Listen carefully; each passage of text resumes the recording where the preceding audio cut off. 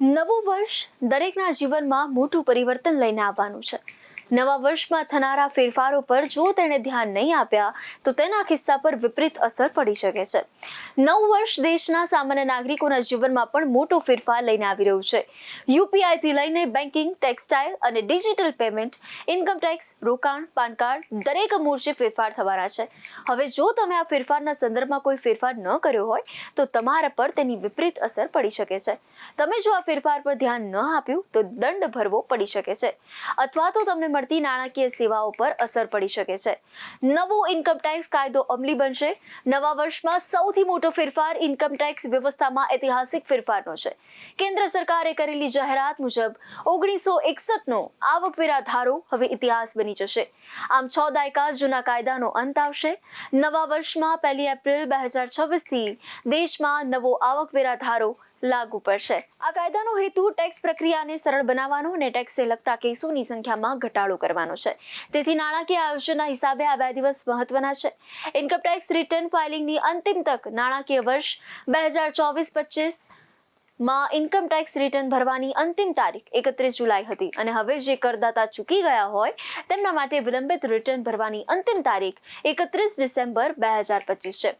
જો તમે 31 ડિસેમ્બર સુધી રિટર્ન ન ભરો તો ટેક્સ રિફંડ ક્લેમ નહીં કરી શકો. 31 ડિસેમ્બરે રિટર્ન ભરવા માટે તમારે અપડેટ રિટર્નની મદદ લેવી પડશે, જે ઘણું મોંઘું પડશે. 12 મહિનાની અંદર આ રીતે વિલંબિત રિટર્ન ભરવા બદલ ટેક્સની 25% પેનલ્ટી ભરવી પડશે. તમે જો 24 મહિના વિલંબ કરો તો કુલ ટેક્સ પર 50% દંડ લાગશે અને 36 થી 48 મહિના વિલંબ કરો તો કુલ ટેક્સ પર 60 થી 70% દંડ ભરવાનો આવશે. ક્રેડિટ સ્કોરના નિયમમાં ફેરફાર ઋણ લેનારાઓ માટે નવા વર્ષમાં સૌથી મહત્વનો ફેરફાર થવા જઈ રહ્યો છે. સૌથી મોટો ફેરફાર ક્રેડિટ સ્કોરના રિપોર્ટિંગમાં થવા જઈ રહ્યો છે. અત્યાર સુધી ક્રેડિટ બ્યુરો માસિક આધાર પર અપડેટ કરતા હતા. હવે તે 1 જાન્યુઆરી 2026થી માસિક આધારે અપડેટ કરશે. તેની સીધી અસર તમારા સ્કોર પર તરત દેખાશે. આમ સમયસર ચૂકવણી કરનારા ગ્રાહકોનો ક્રેડિટ સ્કોર ઝડપથી સુધરશે અને તેમને લોન મળવામાં સરળતા થશે. આમ તમે લોનનો ઈએમઆઈ કે ક્રેડિટ કાર્ડના બિલની ચૂકવણીમાં 1 દિવસનો પણ વિલંબ કરો છો તો તેની સીધી અસર સ્કોર પર દેખાશે. સ્મોલ સેવિંગ સ્કીમના વ્યાજ દરમાં ઘટાડો. રિઝર્વ બેન્કે તાજેતરમાં ચાવીરૂપ વ્યાજ દર 0.25% ઘટાડીને 5.25% કર્યો છે.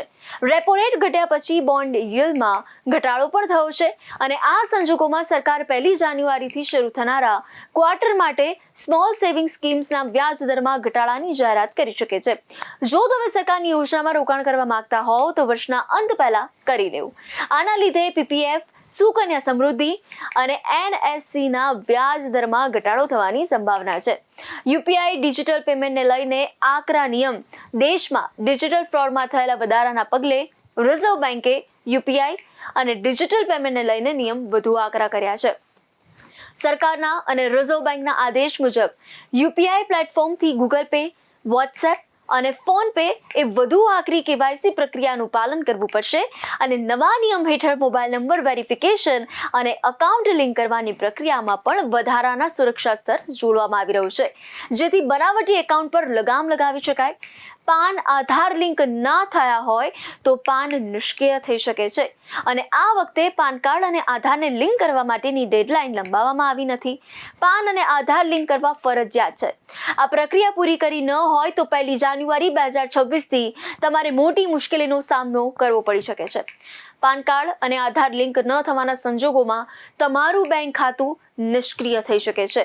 તેનાથી ટેક્સ રિફંડ અટકાવવા, બેંક ખાતું ખોલવામાં તકલીફ અને મ્યુચ્યુઅલ ફંડ કે શેર બજારમાં રોકાણ અટકવા જેવી સમસ્યાઓ સર્જાઈ શકે છે. તમારે જો ખાતું નિષ્ક્રિય ન કરવું હોય તો આ પ્રક્રિયા પૂરી કરવી જ રહી. એલપીજી ઇંધણની કિંમતમાં ફેરફાર. ઓઇલ માર્કેટિંગ કંપનીઓ દર મહિનાની 1 તારીખે ઇંધણની કિંમતોની સમીક્ષા કરે છે. 1 જાન્યુઆરી 2026થી એલપીજી, સીએનજી અને એવિએશન ટર્બાઇન ફ્યુઅલના નવા ભાવ જારી કરવામાં આવશે. આંતરરાષ્ટ્રીય બજારમાં કાચા તેલની કિંમતના આધારે તેમાં ફેરફાર સંભવ છે. તેની સીધી અસર રસોઈ બજેટ અને ટ્રાવેલ બજેટ પર પડતી દેખાશે.